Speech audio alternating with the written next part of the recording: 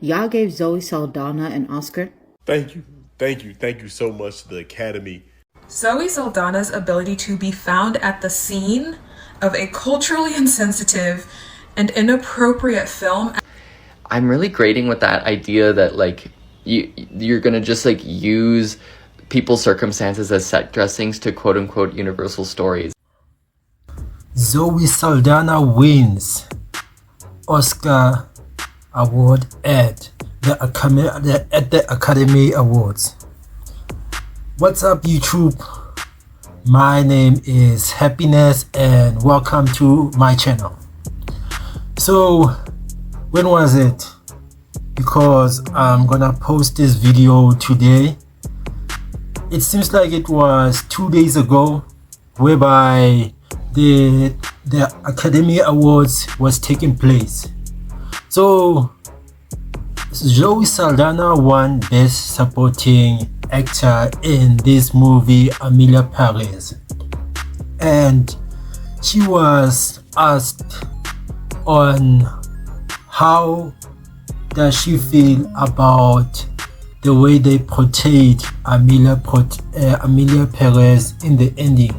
What would you say about this, the heart of this movie, but also about the topic, who is really hurtful for us Mexicans? First of all, I'm very, very sorry that you and so many Mexicans felt offended. That was never our intention.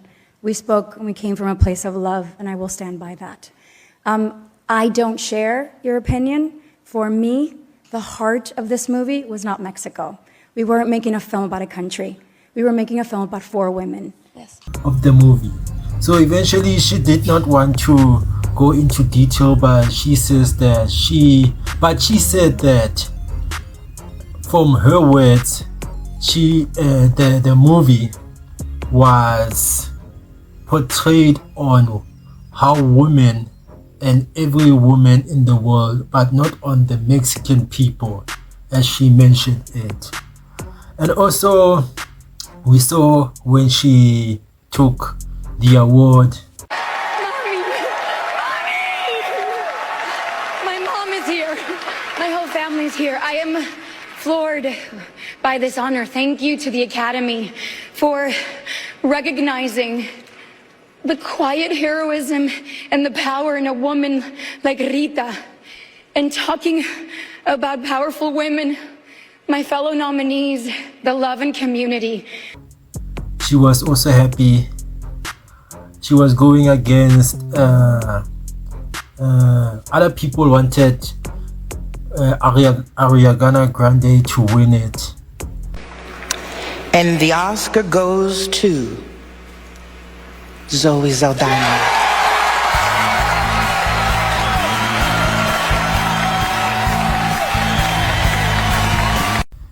Because Ariana Grande, sorry, I can't pronounce this stuff properly. Ariana Grande happened to be a supporting character, supporting actor in this movie Wicked. So, but even from my side, I believe that Zoe Saldana should take it, because it's been a long time since she never won a Grammy Award ever in her life. And since she started from films like Pirates of the Caribbean, and one of my favorite movies of her is Colombian, and also a new series, a short series, which is Lionesses, and her appearing in Abattoir, and now this movie, I would believe that she deserves it, because I mean, like, she has worked hard all her life. So we're gonna look through a couple of videos whereby some people on their opinions on her winning this award, because like for some people, they don't believe she deserves the award, being that she never I mean, like in some races and some Mexicans, they have different opinions, you see. I would play these videos so that you guys can understand on their thoughts. So let's look at these videos and then we'll come back with our own thoughts. Another thing I have been trying to process, y'all gave Zoe Saldana an Oscar. Y'all, mind you, the first Zoe Saldana movie I ever saw was Colombiana, only for me to find out the truth behind Colombiana. If you know, you know. Then she put on blackface to play Nina Simone. Then what is it, Emilia Pérez movie? I've already heard many reviews of what goes in that movie. Let me tell you something. Usually I'm the type of person that likes to gain my own opinion of a movie by watching it. This is one of those that I'm not going to watch. Because first of all, I don't even like Zoe Saldana like that. Why you think I never watched Guardians of the Galaxy? I refuse. I refuse to do it. Her and Chris Pratt. No, I'm good. I'm good. And it's just like, you know, it's bad where even though I don't like Cynthia Erivo either, I'm still upset Wicked didn't get no awards. Thank you. Thank you so much to the Academy. My mom is here. I love you. I love you. The cast of Emilia Pérez. Thank you, everybody. Selena Gomez. Thank you. Thank you to all the brilliant actors, directors, editors, the crew, production, everybody. I love you. This wouldn't have happened without you. I wouldn't have won this award without you. Thank you. I love you. And lastly, I just want to remind everybody that I know black. I know black. No black. Zoe Saldana's ability to be found at the scene of a culturally insensitive and inappropriate film, at this stage, it needs to be studied. Because Nina Simone is still fresh in our minds. To go from that to Emilia Pérez, which is going to age terribly, not just because of the PR surrounding it, but also because it's not a good film. And it's an insensitive film. And the Oscars rewarded that last night. We can never forget what the Oscars actually are. And let's never forget that it also started as a way to pacify and silence Hollywood talent and actors. The Brutalist represents the future of film that I do not want to see. I do not want to watch that film because I do not want to support what that film represents. Speaking my truth about Anora, I don't trust Sean Baker. Did I laugh during Anora? Yeah, I did. But not to use carceral language, this man has one more film before I really indict him because I think people are doing way too much. I honestly thought that the substance would sweep, but I'm neither here nor there because I didn't even really care for it. In my house, the standout and only contender was Sing Sing. That's the film that literally should have won every award, even award, animation, documentary, foreign film. I don't care. Like, Sing Sing should have gone home with everything. I didn't watch Nickel Boys. I didn't watch Nickel Boys because I read the book and it crushed me and it broke me, and I don't think that I can go through that again. But anyway, catch the letterbox, catch the Substack, new to Substack, catch me on there. I will be recommending some really great films that I have watched recently. Look, I knew she was a problem when she started screaming off shit about her husband's hair. That woman fetishizes her husband and his Italian heritage and his hair. Like, I knew it was going to be a problem. And my husband and his beautiful hair. You should have just said, and his beautiful blue eyes and white milky skin. Like, she's not the first Latino to win an Oscar, okay? Javier Bynum, Mexican. Rita Moreno, West Side Story. Like, Rita Moreno, West Side Story. Look, I ain't like this woman since she did Nina Simone with her fake nose. So everything about her is fake. Everything about her is fake. Her acting, even her emotions when she was giving her speech. My mother, my grandmother, mommy.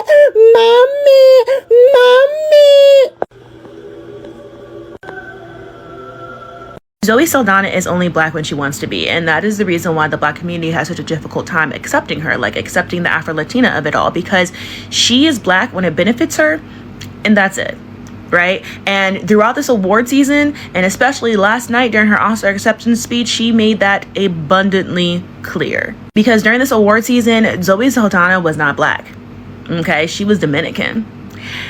And black people understand what I mean when I say that.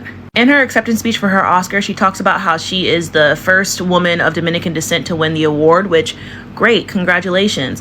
However, she didn't touch on the Afro-Latina aspect of it, and probably for two reasons. First reason is because Ariana DeBose won in the same category 2 years ago, and she's Afro-Latina. So, like, she couldn't say she was the first one. And two, because during this Oscar campaign of hers, she has not been focusing on the Afro-Latina aspect. Like, yeah, she might, like, acknowledge it here and there in an interview, but for the most part, she's focusing on her being Dominican.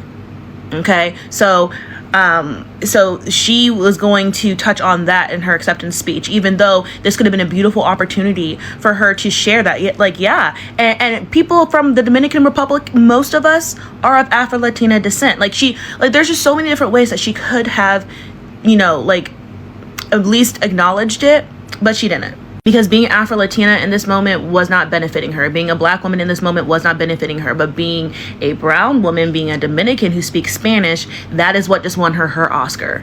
So that is what she's going to focus on. Which is also why she has been laying the accent on thick this entire award season. Because Zoe, when have you ever talked like that? When have you ever talked like that? So yeah, it's annoying to see black news outlets like Essence and like the NAACP or like, you know, BET or whatever posting about her win and celebrating it, because we're like, but black Zoe Saldana did not win that. Dominican Zoe Saldana won that award last night. And she's gonna lean into that identity until she has an opportunity to play a black woman again. And then she will take that opportunity. And then she will remind all of us that she's black. And she'll be like, yeah, you know, as a black woman, she won't even say as an Afro-Latina. She'll say, yeah, as a black woman, because she has to then remind us that she's black. And it just goes to show that, like, she's only black when it benefits her. And again, I don't understand why she has such a difficult time just, like, identifying as both.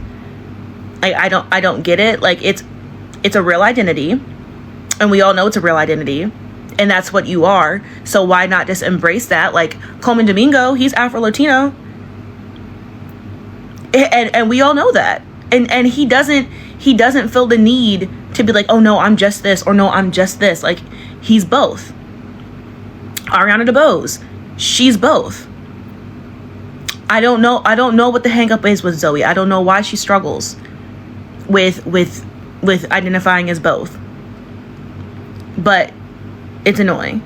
Zoe Saldaña's response to that Mexican reporter is just Hollywood telling on itself. Because let's be real for a second, Emilia Pérez is not a unique problematic film. Emilia Pérez just lays bare what Hollywood is in the business of producing, which is extremely sanitized and whitewashed versions of the very real world issues that impact women, especially marginalized people. If you're going to make a story about a woman, a trans woman at that, who is from Mexico, and then come out and say that the heart of the movie is not Mexico, the heart of the movie is this idea of like a universal woman. Zoe said that this movie could have been about a woman anywhere. It could have been about a woman in Russia. It could have been about a woman in Israel. Yes, she said that. Or Gaza. Right, she said that too. Or a black woman in Detroit. Then what's the point of the movie? What's the point of the story? We often see different versions of this exact thing, right? In like classic movies that are huge, including Dune, including Star Wars. Like, there is an actual genocide that happens in Star Wars, because it's just like, oh yeah, it's just like a part of Star Wars. They just like destroy a planet or something. No big deal. You're actually embodying oppression yourself, because you are erasing the lived reality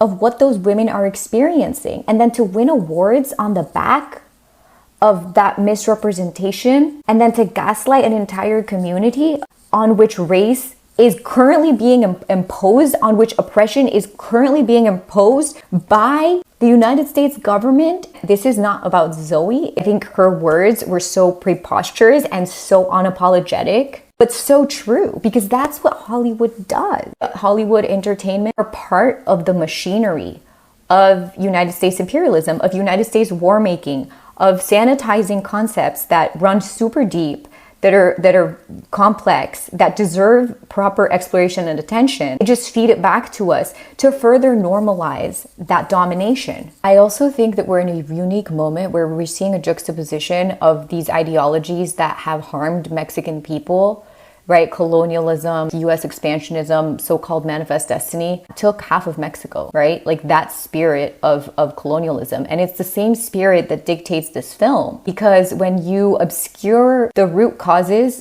or really just real exploration of what leads to gender violence, what leads to cartel violence, you are basically making it impossible for people to make important connections, to like actually understand a problem. Something that I just don't think is talked about enough. 500,000 people in Mexico have lost their lives to organized crime since 2006.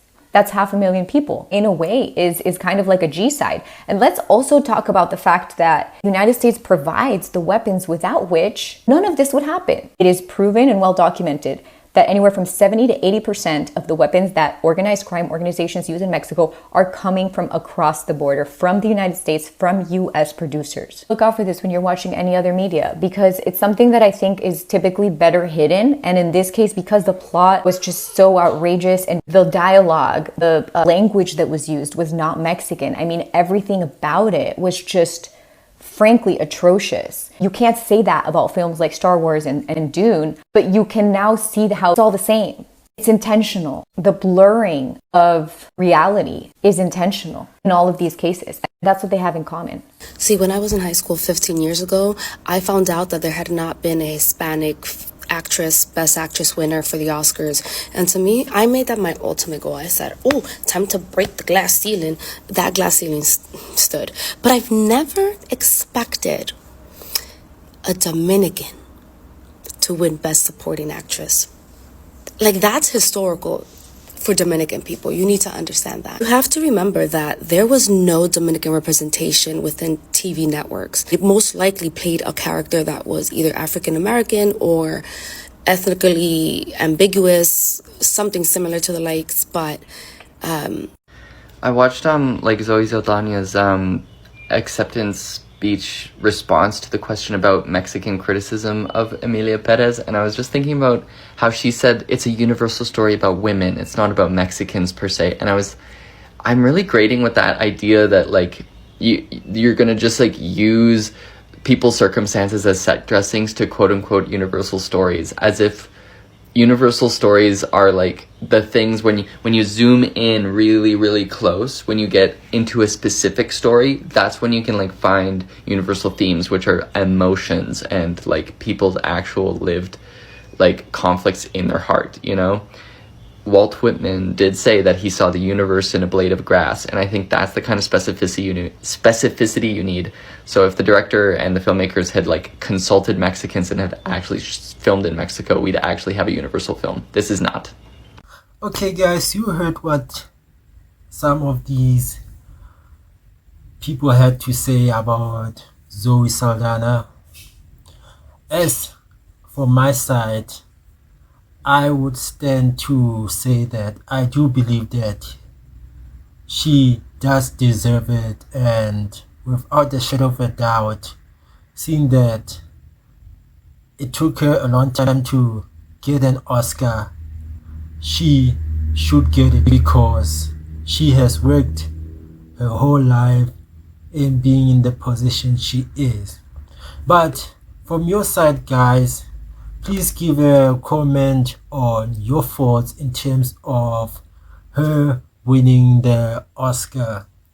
And also, please don't forget to like and subscribe to my channel. And again, let's meet up on the next video.